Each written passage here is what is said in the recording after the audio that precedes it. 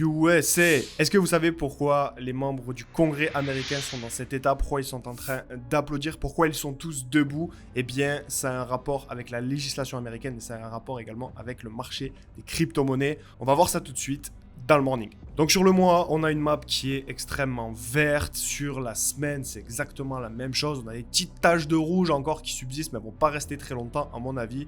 Et sur la journée, sur 24 heures, et bien pareil, il y a des crypto-monnaies qui réalisent de superbes performances. On n'est qu'au début, c'est pas prêt de s'arrêter. Je vous prévois énormément de contenu sur la chaîne YouTube, donc n'hésitez pas à vous abonner. Mais là, dans ce morning, le but, ça va être de comprendre pourquoi, comment, qu'est-ce qui nous attend, quel est l'événement phare qui est en train de se produire.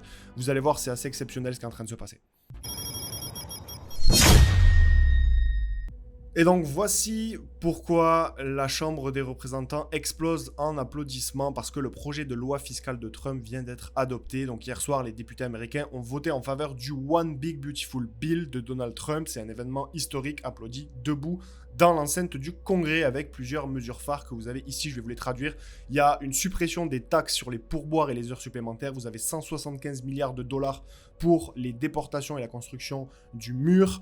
On a une réduction d'impôts pour les seniors et surtout des baisses d'impôts de 2017 qui deviennent permanentes. Mais alors pourquoi on en parle ici? Parce qu'évidemment ça n'a pas de rapport direct avec le marché des crypto-monnaies, mais ce rapport il est indirect. Parce qu'en fait ce vote pourrait avoir un impact majeur sur le Bitcoin. Si vous voulez, il y a de nombreux experts qui ont souligné que ce type de plan massif est en train de creuser encore plus le déficit de la croissance par rapport au PIB américain. Et donc face à cette fuite, ce trou budgétaire un petit peu, on a de plus en plus d'investisseurs qui vont se dire tiens, je devrais peut-être posséder des actifs alternatifs en dehors du dollar américain. Donc là on parle du retail américain et donc le résultat c'est que Bitcoin est perçu comme une valeur refuge, un or numérique pour se protéger contre l'érosion du dollar. Ça c'était la petite news, elle est déjà exceptionnelle parce que ça va avoir des conséquences énormes sur les flux de capitaux dans l'économie américaine, mais je vous ai gardé le meilleur pour la suite. Donc on a David Sachs qui a tweeté la législation sur les stablecoins est sur le point d'être adoptée au Sénat et Bitcoin vient d'atteindre un nouveau sommet historique de tous les temps.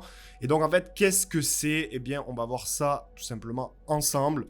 On a, si vous voulez, la régulation des stablecoins qui entre dans sa phase décisive, donc le fameux Genius Act dont je vous ai parlé plusieurs fois cette semaine durant les Morning Bull Run. Après un premier blocage début mai, eh bien, le texte a été adopté le 20 mai au Sénat, donc 66 voix contre 32, ça je vous l'avais déjà dit. Il passe désormais en séance plénière, signalant une avancée majeure pour l'encadrement des stablecoins. Donc ce que prévoit la loi, c'est quoi? C'est d'imposer des garanties claires pour les stablecoins, lutter contre le blanchiment d'argent et créer un cadre juridique fiable. Et donc ce texte ne fait pas qu'encadrer les stablecoins, il les légitime. Et c'est ça qui est super important. Parce que la clarté réglementaire va créer de la confiance nécessaire pour les institutions, pour créer de la valeur, pour créer de l'innovation. Et donc, il y a plusieurs experts qui soulignent que les stablecoins ne sont plus une simple expérimentation, ils deviendront tôt ou tard la norme. Et donc on peut avoir quelque chose qui deviendrait carrément un modèle mondial. Donc la loi pourrait être le premier pas vers un système financier numérique qui est unifié. Et il y a une citation forte qui a été faite: quand les États-Unis avancent sur la politique des stablecoins, le reste du monde observe et fait exactement la même chose. C'est cette citation que vous avez à l'écran juste ici. Et en fait, il faut absolument comprendre le potentiel de ce truc-là. Je veux vraiment que vous captiez pourquoi c'est aussi important et pourquoi ça va générer des milliers de milliards de dollars selon le tsar de la crypto de Trump. En fait, il faut capter, c'est ici, on a déjà un marché des stablecoins qui vaut 200 milliards de dollars alors qu'il n'y a pas de régulation. Et le Genius Act pourrait libérer, si vous voulez, une demande massive en rendant ce marché accessible aux institutionnels. Parce que les institutionnels, ils ont des normes, ils ont des règles, ils ont un cadre, ils ne sont pas aussi libres et aussi flexibles que nous, les particuliers.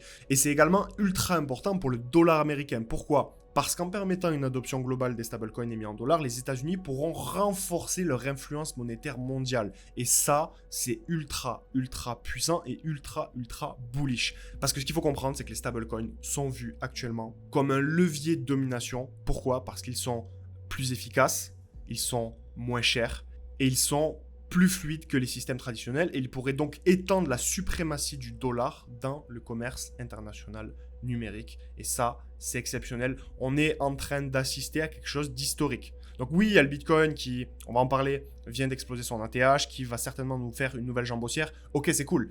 Mais comprendre ce truc-ci, comprendre qu'on a des stablecoins qui sont des crypto-monnaies qui ne sont pas le Bitcoin, qui vont permettre d'apporter énormément de liquidité sur le marché des crypto-monnaies global, de par justement ce marché des stablecoins qui va passer peut-être de 200 milliards à 400, 500, 1000, 2000 milliards de dollars dans les prochaines années, eh bien ça va tout simplement ramener un flux massif de capitaux sur le marché des crypto-monnaies.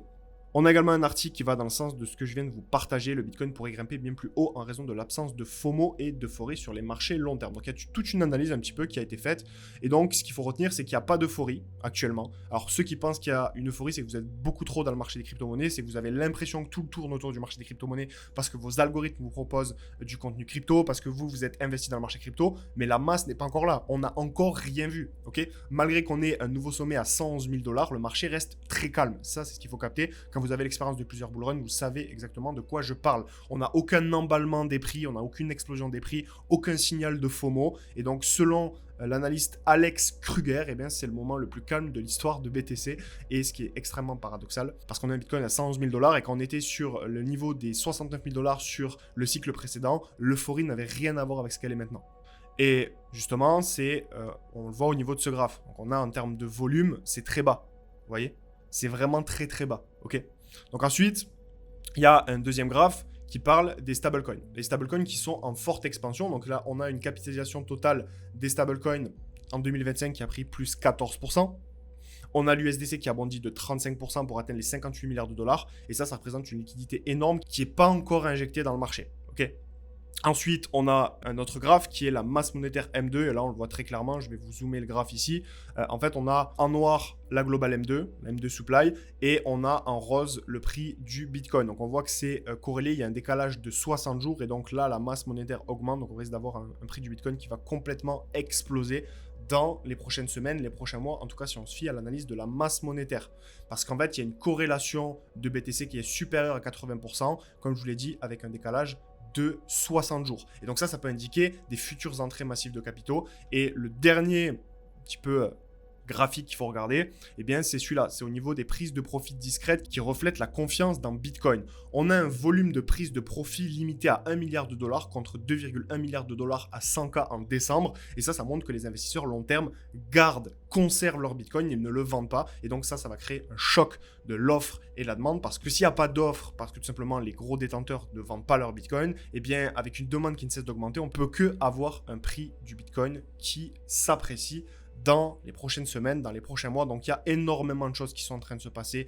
Tout est bullish. Franchement, je ne vois pas comment on peut être bearish sur ces niveaux-ci. Je ne vois pas comment on peut ne pas investir en crypto-monnaie dans ce contexte. Évidemment, chacun fait ce qu'il veut. Évidemment, ce n'est en aucun cas un conseil en investissement. Je vous partage simplement ma vision. Mais quand vous êtes tout le temps dans l'écosystème, vous voyez ce qui se passe. C'est difficile de ne pas être bullish. Et on va terminer ce morning avec un peu d'analyse technique. En fait, je vous avais partagé les niveaux là sur le précédent morning. Je vous avais partagé ces niveaux-ci, je vous avais dit qu'on était sur un point d'inflexion extrêmement important, que soit on allait monter, soit on allait descendre, venir chercher justement des zones de liquidité en bas. Mais pour l'instant, on a l'air de vouloir monter. On a explosé l'ancien ATH. Je vous avais dit que la dernière liquidité à venir chercher, c'était celle-ci. Et bien, on est venu la prendre. Et donc là, il y a de fortes chances pour qu'on ait un prix du Bitcoin qui continue à s'apprécier, qui s'accélère. Si on vient coupler ça avec tout le fondamental, c'est difficile d'imaginer un autre scénario. Après, on peut toujours être surpris. Le marché fait ce qu'il veut. Le marché ne nous donne jamais ce que l'on attend. Et on va finir avec la BTC dominance. Donc là, je vous ai mis une flèche. Je vais me mettre un petit peu en weekly pour les plus novices d'entre vous. En fait, il faut capter une chose. C'est que quand on a une dominance du Bitcoin qui chute, en fait, on a un bull run.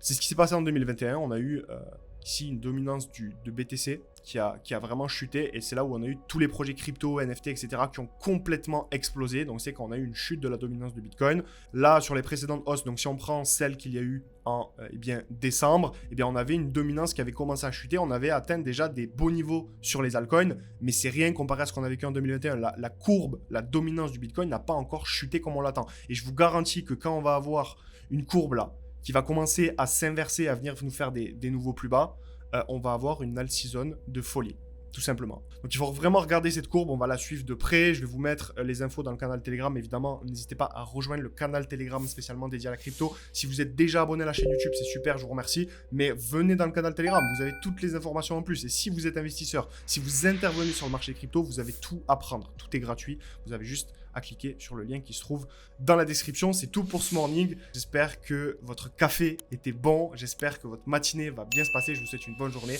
Et je vous dis à ce soir pour une nouvelle vidéo sur la chaîne YouTube qui va être une vidéo de formation. C'était Moontorus. Ciao, ciao.